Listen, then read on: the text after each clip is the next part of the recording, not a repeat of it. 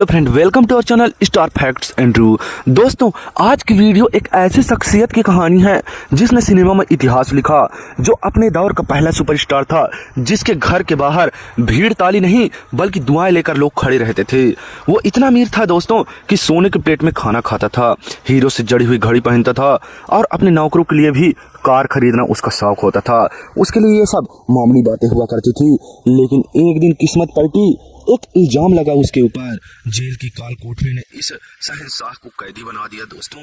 और जो आदमी लाखों कमाता था वो अपने आखिरी दिनों में भी इलाज के पैसे भी मुश्किल से जुटा पाया।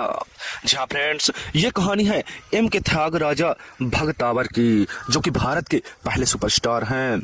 1909 भारत का दक्षिण हिस्सा यानी कि साउथ हिस्सा, एक मध्यम वर्गीय परिवार और साधारण सा माहौल। वहीं बचपन गुजरा त्यागराज भगतावर का, और उनकी आवाज ऐसी थी कि लोग कहते थे कि भगवान स्वरूप उनकी आवाज है, और वह भजन गाने का बचपन से ही काम करते थे। गांव के मेले, मंदिरों की सभाएं, संगीत समारोह, उनकी आवाज सुनते सुनते लोग रो पड़ते थे फ्रेंड्स। धीरे धीरे नाम पूरे दक्षिण में फैलने लगा। रेडियो पर पहला गाना उनका चला और उसी दिन एक सुपरस्टार के जन्म का इशारा मिल गया दोस्तों। दोस्तों फिल्मों में एंट्री की बात करें तो 1934 में उस दौर में बोलती फिल्में नहीं थी। जी हाँ दोस्तों, उस दौर में बोलती फिल्में नई नई आई थी। फिल्म निर्माताओं को ऐसा चेहरा चाहिए था जो एक्टिंग भी करे और गाए भी, और तभी M.K. त्यागराजा भगतावर को मौका मिला। उनकी शुरुआती फिल्मों ने ठीक काम किया, लेकिन 1936 में आई फिल्म चिंतामणि और 1941 की हरिदास ने इतिहास बदल दिया। ये भारत की शुरुआती फिल्मों में से थी जो हाउसफुल चलती थी। लगातार 100 हफ्ते से ज्यादा ये फिल्में हाउसफुल रहती थी।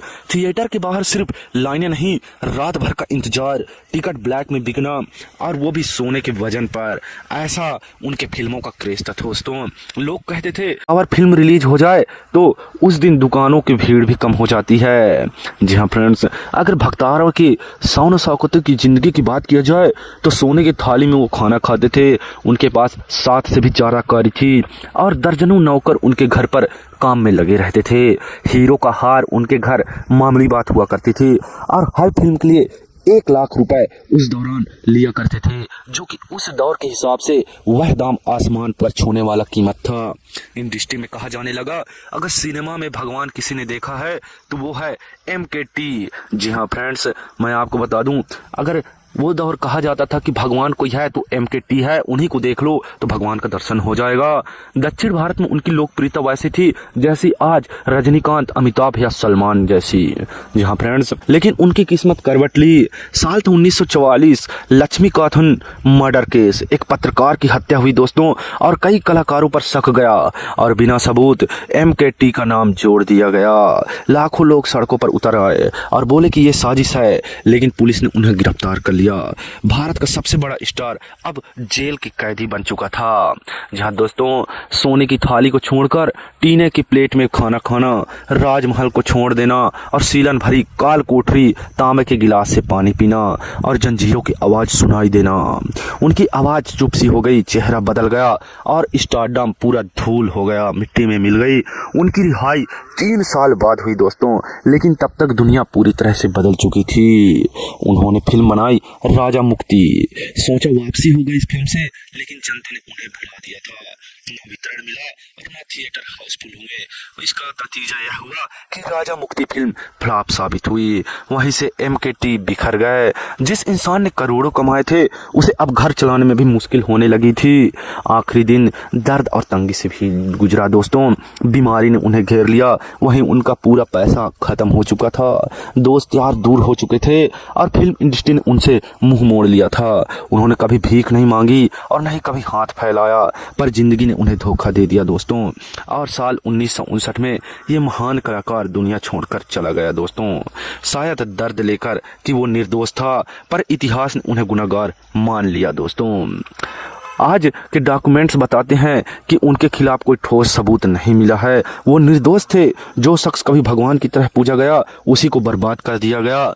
बिन फालतू का मर्डर केस में उनको फंसाया गया और 3 साल के बाद उनका स्टारडम मिट्टी हो गया। दोस्तों एमके त्यागराज भक्तावर सिर्फ एक स्टार नहीं थे, वो भारत के पहले मेगा स्टार थे, पहले राजा थे और पहले रॉक स्टार थे।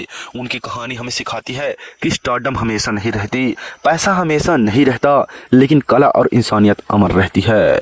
अगर आपको लगता है कि इस कलाकार के साथ नाइंसाफी हुई है तो हमें कमेंट में जरूर बताएं। दोस्तों फिलहाल के लिए खबर यह है कि साउथ के सुपरस्टार डुगलास सलमान की नई फिल्म कांथा होने वाली है, जिसमें सुपरस्टार की दिलचस्प कहानी और उनके उतार चढ़ाव भरी जिंदगी को पर्दे पर दिखाया जा रहा है और बताया जा रहा है कि यह फिल्म को जो है कि एमके त्यागराज भक्तावर के ऊपर शूट किया जाना है। दोस्तों आप भी यदि एमके भक्तावर की अगर कहानी को सुनकर प्रेरित हुए हैं तो हमारे चैनल को सब्सक्राइब करें और कमेंट में लिखें अपने फेवरेट सुपरस्टार्स के नाम।